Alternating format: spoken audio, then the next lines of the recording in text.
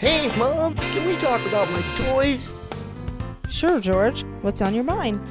Well, I was wondering, have you ever tried to catch a frisbee in your mouth? No. And who really wants to play with a slobbery tennis ball? Yeah. When we go to the park, the other dogs pick on me. Hey, can we play with your rubber bone? Meanwhile, they're all having fun with their new Flappy toys. Is this what you wanted, George? That's awesome! Thanks, Mom!